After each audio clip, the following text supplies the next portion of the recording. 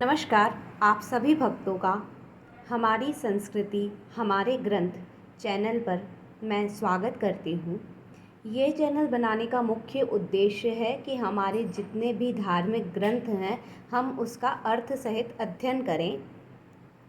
आज हम अपने चैनल पे सबसे पहला जो ग्रंथ अध्ययन करने जा रहे हैं ये है गोस्वामी तुलसीदास जी के द्वारा रचित श्री रामचरितमानस। चलिए हम आनंद लेते हैं श्री रामचरितमानस का। श्री गणेशाय नमः। श्री जानकी वल्लभो विजयते। वाल्मीकि गुरुदेव के पद पंकज सिरनाय, सुमिरे मात सरस्वती, हम पर होहि सहाय। मात पिता की वंदना करते बारंबार, गुरुवर राजन भक्त जन मन करो स्वीकार। हम कथा सुनाते राम सकल गुण धाम की, हम कथा सुनाते राम सकल गुण धाम की। ये रामायण है पुण्य कथा श्री राम की। चलिए इसी के साथ हम शुरू करते हैं श्री रामचरितमानस का प्रथम सोपान बाल कांड। वर्णानामर्थ संघानां रसानां छन्दसामपि, मंगलानां च कर्तारो वंदे वाणी विनायको। अब इस श्लोक का क्या अर्थ है देखिए। ये श्लोक हमें बताता है अक्षरों, अर्थ समूहों, रसों, छंदों और मंगलों की करने वाली सरस्वती जी और गणेश जी की मैं वंदना करता हूँ। जैसा कि हम सभी जानते हैं श्री तुलसीदास जी ने ये रामचरितमानस रची है और अपने पहले श्लोक में उन्होंने माँ सरस्वती और गणेश जी की वंदना की है। क्यों की है? क्योंकि माँ सरस्वती जी अक्षरों, अर्थ समूहों, रसों, छंदों और मंगलों को करने वाली हैं और गणेश जी भी मंगलों को करने वाले हैं, इसलिए सबसे पहले तुलसीदास जी ने उन्हें अपना वंदन किया है। अगला श्लोक हम देखते हैं। भवानी शंकरो वंदे श्रद्धा विश्वास रूपिणो, याभ्यां विना न पश्यन्ति सिद्धाः स्वान्तः स्थिमीश्वरम्। श्रद्धा और विश्वास के स्वरूप श्री पार्वती जी और श्री शंकर जी की मैं वंदना करता हूँ, जिनके बिना सिद्ध जन अपने अंतःकरण में स्थित ईश्वर को नहीं देख सकते। देखिए दूसरे श्लोक में तुलसीदास जी ने शंकर जी और पार्वती जी की वंदना की है। क्यों की है? क्योंकि तुलसीदास जी का ये मानना है कि यदि हमें अपने हृदय में ईश्वर को देखना है तो पार्वती जी और शंकर जी श्रद्धा और विश्वास के प्रतीक हैं और इनकी कृपा हमारे ऊपर होना बहुत ज़रूरी है। जब शंकर जी और पार्वती जी की हमारे ऊपर कृपा होती है तो हमें अपने ईश्वर के दर्शन होते हैं। अगला श्लोक है वंदे बोधमयं नित्यं गुरुं शंकर रूपिणं, यमाश्रितो हि वक्रोऽपि चंद्रः सर्वत्र वंद्यते। इसका अर्थ है ज्ञानमय नित्य शंकर रूपी गुरु की मैं वंदना करता हूँ, जिनके आश्रित होने से टेढ़ा चंद्रमा भी सर्वत्र वंदित होता है। इसमें भी तुलसीदास जी ने भगवान शंकर जी की प्रशंसा की है और शंकर जी को गुरु रूप में मानकर उनकी वंदना की है। और ये कहा है कि शंकर जी ऐसे भगवान हैं कि चंद्रमा टेढ़ा होकर भी पूजनीय हैं। क्यों? क्योंकि वो शंकर जी के मस्तक पर आसन है, सिर पर आसन है, सिर पर बैठा हुआ है, सर्वत्र वंदित है। क्यों? क्योंकि वो शंकर जी के सिर पर बैठा हुआ है। अगला हमारा जो श्लोक है वो है सीताराम गुणग्रामं पुण्यारण्य विहारिणो वंदे विशुद्ध विज्ञानो कवीश्वर कपीश्वरो।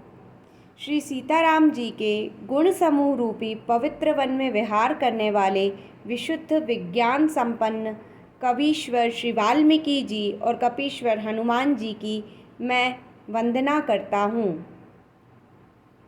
जैसा कि आप सभी जानते हैं कि सीता और राम जी के गुणों का वर्णन वाल्मीकि जी और हनुमान जी ने बहुत ही सुंदर तरीके से किया। एक कहानी है कि पहले जो रामायण थी वो सबसे पहले हनुमान जी लिखना चाहते थे, पर वाल्मीकि जी जब उसे लिख रहे थे तो उन्होंने हनुमान जी से कहा कि यदि आप रामायण लिखेंगे तो हमारी लिखी रामायण को कोई नहीं पढ़ेगा। तो हनुमान जी ने स्वयं रामायण ना लिखकर ये सुअवसर श्री वाल्मीकि जी को दिया।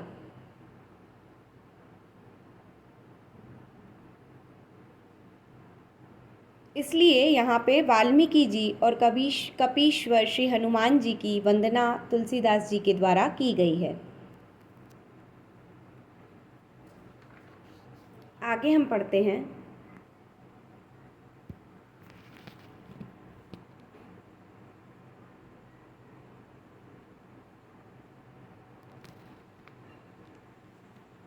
उद्भव स्थिति संहार कारिणीं क्लेशहारिणीं सर्वश्रेयस्करीं सीतां नतो अहं रामवल्लभाम्।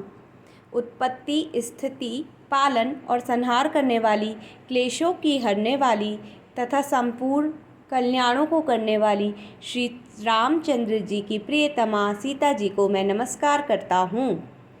इस श्लोक में तुलसीदास जी ने संसार की उत्पत्ति करने वाली, संसार का पालन करने वाली और संसार के दुखों को दूर करने वाली, संसार का संहार करने वाली, हर प्रकार से मनुष्य का कल्याण करने वाली सीता जी को नमन किया है। ये सीता जी को समर्पित श्लोक है।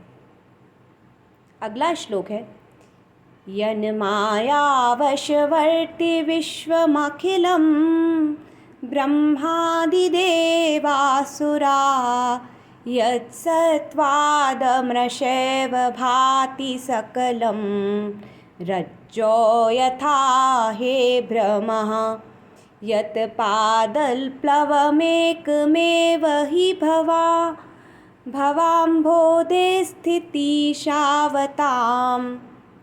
वन्देऽहं तं शेषकारणपरं रामाख्यमीशं हरिम्।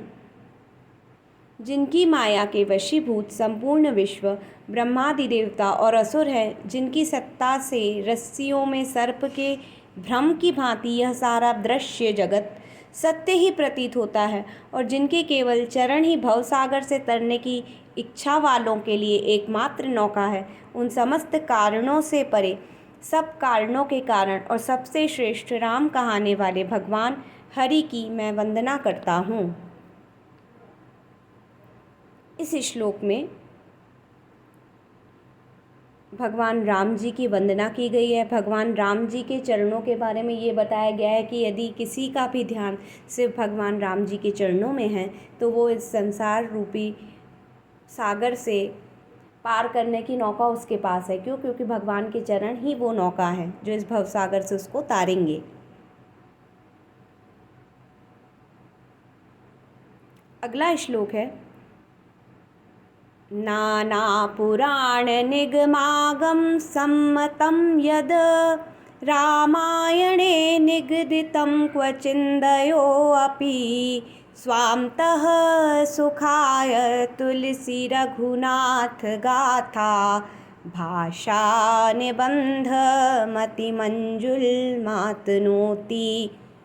इस श्लोक में बोला गया है, अनेक पुराण, वेद और तंत्र शास्त्र से सम्मत तथा जो रामायण में वर्णित हैं और कुछ अन्यथा भी उपलब्ध हैं, श्री रघुनाथ जी की कथा को तुलसीदास अपने अंतःकरण के सुख के लिए अत्यंत मनोहर भाषा रचना में विस्तृत करते हैं।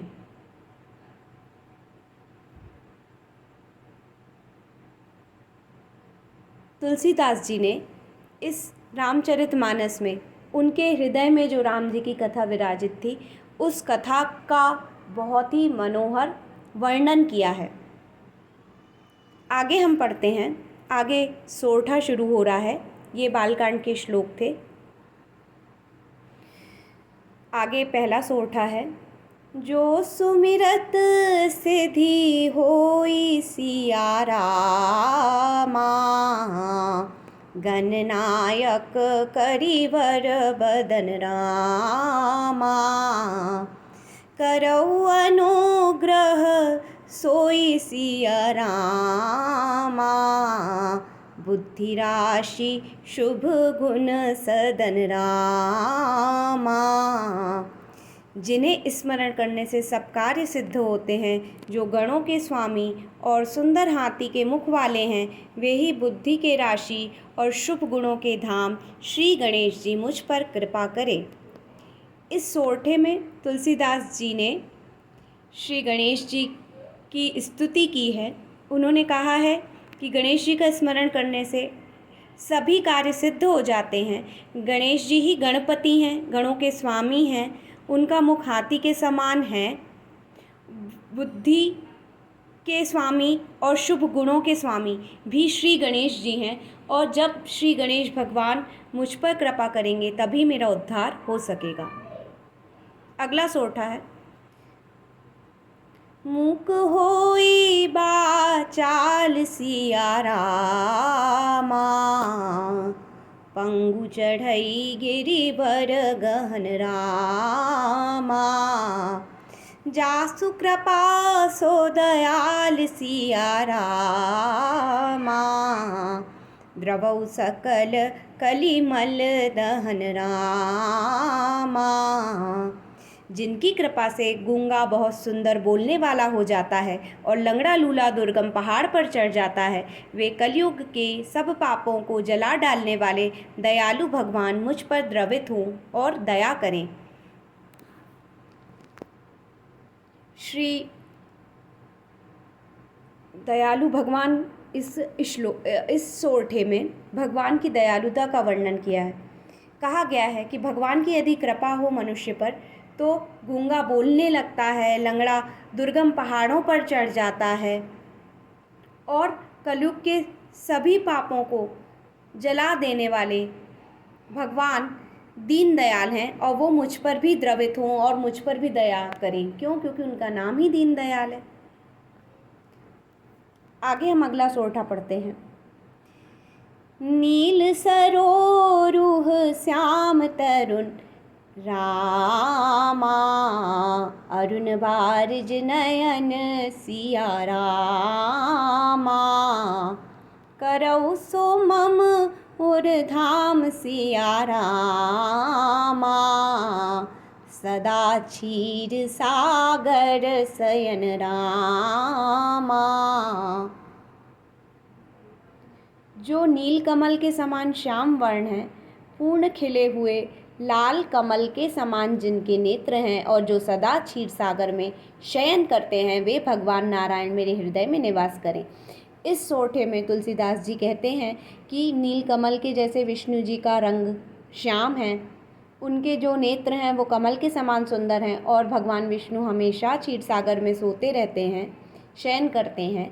ऐसे भगवान नारायण मेरे हृदय में निवास करें।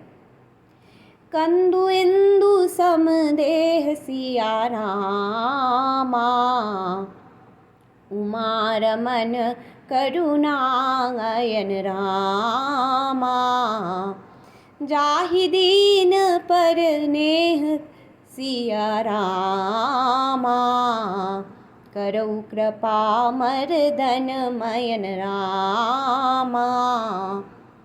जिनका कुंद के पुष्प और चंद्रमा के समान गौर शरीर है, जो पार्वती जी के प्रियतम और दया के धाम हैं, और जिन्होंने दीनों पर स्नेह किया है, वे कामदेव का मर्दन करने वाले शंकर जी मुझ पर कृपा करें। इस दोहे में शंकर जी को नमन किया है। शंकर जी को कुंद के पुष्प के समान और चंद्रमा के समान बताया है, वर्ण वाला बताया है। शंकर जी पार्वती जी के पति हैं, उनके प्रियतम हैं। शंकर जी भी दया के धाम हैं। हम सभी जानते हैं कि शंकर जी को तो भगवान भोलेनाथ भी कहा जाता है। शंकर जी दीनों पर स्नेह करते हैं, और शंकर जी ने अपने ऊपर काम वासना को हावी नहीं होने दिया था, और कामदेव जी का भी वध कर दिया था। ऐसे शंकर जी मेरे ऊपर कृपा करें। अगला सोरठा है। बंदौ गुरुपद कंज कृपा रामा, सिंधु नर रूप हरि सिया रामा। महामोह तम पुंज जासु रामा, बचन रवि करने कर सिया रामा। इस सोरठे का अर्थ है, मैं उन गुरु महाराज के चरण कमल की वंदना करता हूँ जो कृपा के समुद्र और नर रूप में श्री हरि हैं, और जिनके वचन महामोह रूपी घने अंधकार के नाश को करने के लिए सूर्य किरणों के समूह हैं। इस सोरठे में तुलसीदास जी ने श्री हरि की वंदना की है, उन्हें अपना गुरु महाराज माना है, कृपा का सागर कहा है, और उन्हें सूर्य की किरणों के समूह के रूप में माना है।